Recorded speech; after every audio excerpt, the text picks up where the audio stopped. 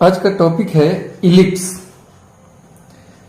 Conic section में 4 हिस्सा है, एक सर्किल, पैराबोला, इलिप्स और हाइपरबोला। तो हम लोग सर्किल और पैराबोला पढ़ चुके हैं। आज इलिप्स के बारे में जानेंगे कि इलिप्स क्या है। इलिप्स का हिंदी होता है दीर्घवृत्त। इलिप्स का हिंदी होता है दीर्घवृत्त। ये क्या है? तो एक समतल में एक मूविंग पॉइंट के द्वारा बनाया गया बिंदु पथ। मूविंग पॉइंट है, कोई पॉइंट है, ये घूम रहा है, इस प्रकार से घूम रहा है कि दो फिक्स्ड पॉइंट F1 और F2 से इस पॉइंट के दूरी का योग हमेशा कांस्टेंट रह रहा है। जैसे PF1 प्लस PF2 उतना ही होगा जितना यह P यहां पे आ गया है, ये P डैश कह दिए।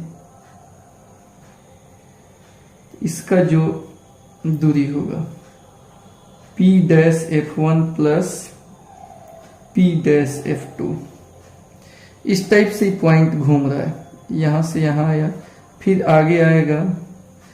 ये दूरी, दोनों से दूरी का योग इसका क्या होगा? कांस्टेंट होगा। ऐसे करके एक फिगर का रचना हो जाता है इस टाइप का।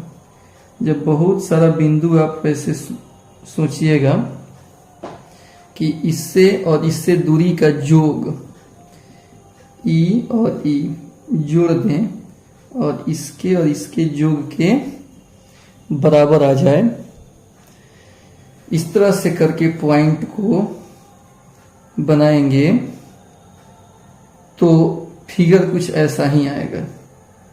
जैसे यहां से यहां तक का दूरी और ई दूरी, ई दोनों को जोड़िएगा, ई दोनों को जोड़िएगा और ई दोनों को जोड़िएगा, सबका योग आपस में क्या आएगा?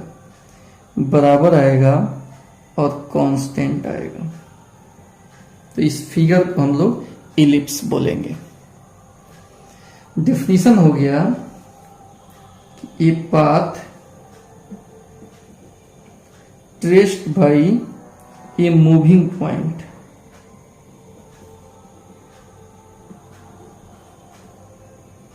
in a plane such that the sum of its distance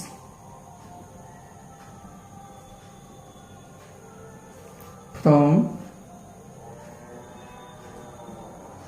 two fixed points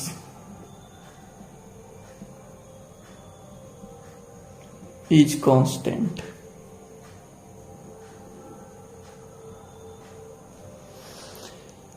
यहां पर जो फिक्स्ड पॉइंट होता है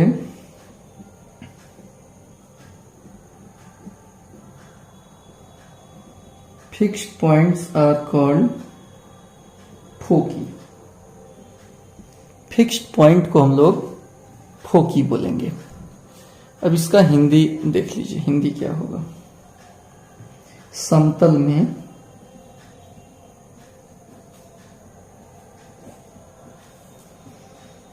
दो निश्चित F1 F2 दो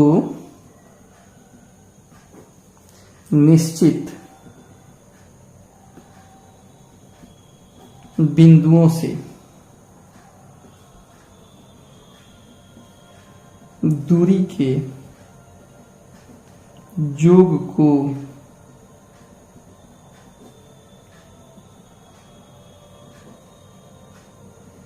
समान रखते हुए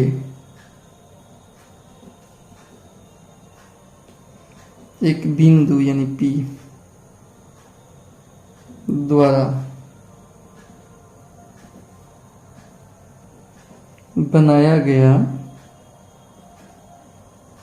बिंदु पथ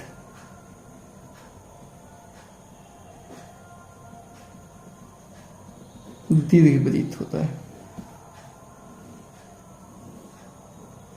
जो फिक्स्ड पॉइंट है यानी निश्चित बिंदु,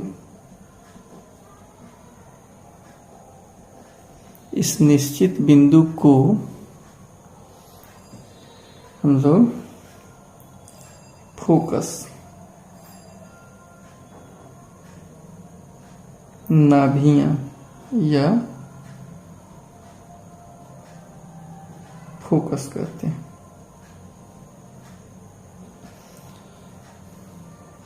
यहां फोकी लिखे हैं, FOCI। फोकी जो होता है वो फोकस का ही प्लूरल शब्द है। तो नाभियां, इसको हम लोग नाभियां बोलेंगे या फिक्स्ड पॉइंट जो भी है। अब यहाँ पे एक डेफिनेशन लिखा दिए कि PF1 plus PF2 P-F1 plus P-F2 इस सब का मान, इसका मान सब कांस्टेंट होता है। अब पूछे कि वो कांस्टेंट होता कितना है। इसको अगर कैलकुलेट करना हो तो इसके लिए इसको पुनः बना रहे हैं।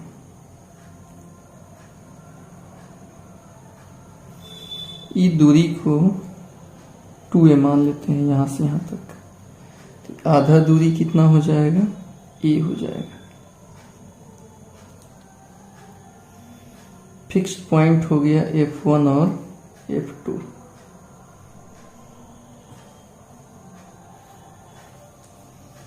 तो अब हमको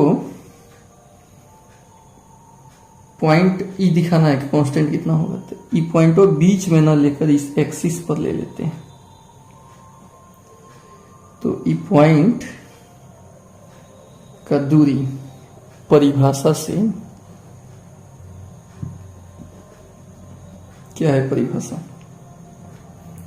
PF1 और PF2 ये दोनों का योग हमको निकालना है।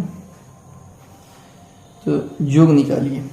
P से F1 का दूरी PF1 ये नहीं मालूम, इसको कुछ कह देते हैं, ये कह देते हैं। तो P से F1 का दूरी, ये दूरी कितना होगा,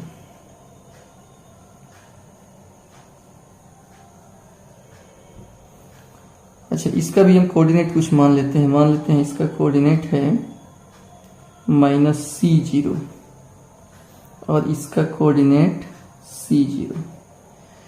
तो P से F1 का दूरी कितना होगा, A और ई दूरी C, यहां से यहां तक A और ई C यानी A प्लस C